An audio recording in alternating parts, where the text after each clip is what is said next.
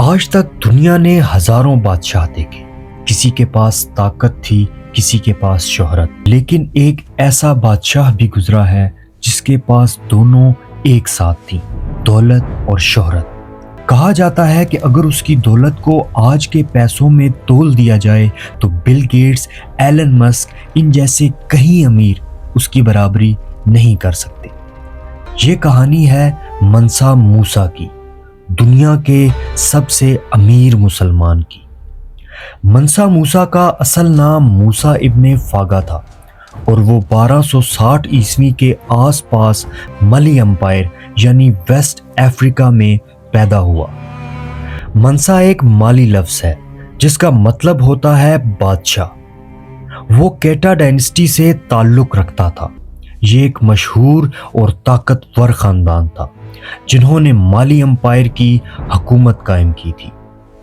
اس کے والد کا نام فاگا لائے تھا اور وہ ایک لوکل گورنر تھے، یعنی کہ ایک چھوٹی جگہ کے حکمران۔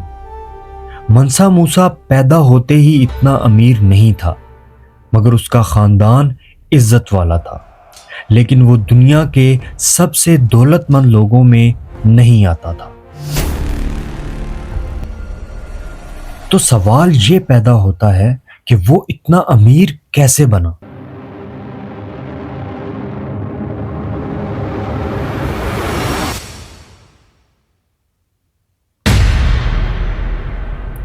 یہ کہانی خود اس نے ایجپٹ کے سلطان کو حج کے دوران سنائی تھی۔ اس نے کہا، میرے سے پہلے جو بادشاہ تھا، میرا چچا ابو بکر II، اسے سمندر کا راز جاننا تھا۔ اس نے 200 جہازوں کا قافلہ تیار کیا۔ ہر جہاز میں آدمی، کھانا، پانی، سونا اور سامان رکھا اور کہا، سمندر کے آخر تک جاؤ اور واپس آ کر بتاؤ کہ وہاں کیا ہے۔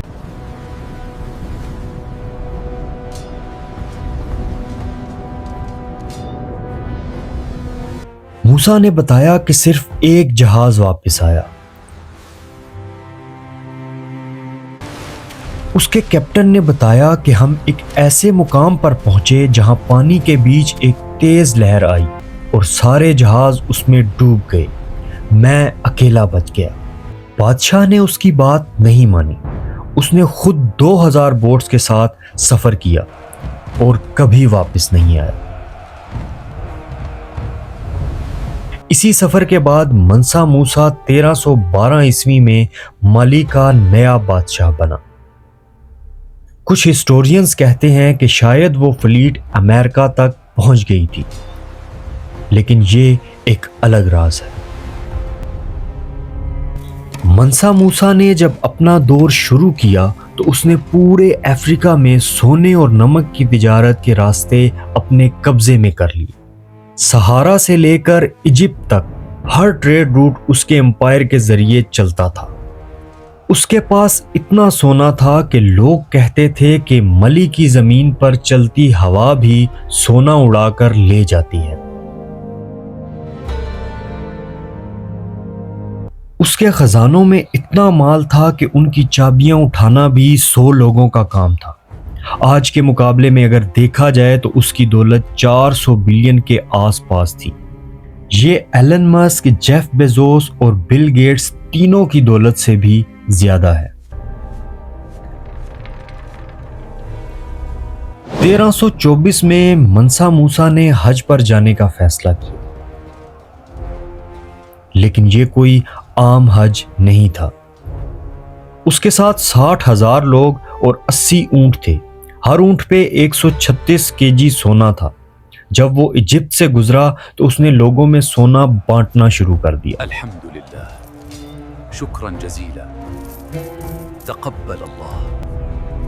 اتنا بانٹا کہ مصر کی اکانومی ہل گئی، گولڈ کی قیمت نیچے گر گئی اور اس کا اثر 10 سال تک رہا۔ دنیا میں پہلی دفعہ کسی بادشاہ کی دولت نے پوری اکانومی کا نظام بدل دیا تھا۔ حج سے لوٹ کر منسا موسیٰ نے دولت اپنے لیے نہیں بلکہ دین اور تعلیم کے لیے خرچ کی۔ اس نے تمبکتو کو دنیا کا سب سے بڑا تعلیم کا مرکز بنایا، مسجد، مدرسے اور لائبریریز بنوائیں جن میں قرآن، میتھمیٹکس اور سائنس پڑھائی جاتی تھی۔ منسا موسیٰ کا کہنا تھا کہ دولت صرف تب برکت ہے جب وہ انسانیت کے کام آئے۔ 1337 کے آس پاس منسا موسیٰ وفات پا گیا، لیکن اس کا دور آج بھی افریقہ کا گولڈن ایج کہلاتا ہے۔ اس نے دنیا کو یہ سبق دیا کہ دولت ختم ہو سکتی ہے، لیکن اگر تم نے علم اور انصاف چھوڑ دیا تو تم سب کچھ کھو دو گے۔ منسا موسیٰ صرف ایک بادشاہ نہیں تھا، وہ ایک مثال تھا کہ جب ایمان، علم اور نیت مل جائیں تو انسان دنیا کا سب سے امیر شخص بن جاتا ہے، اور سب سے عظیم بھی۔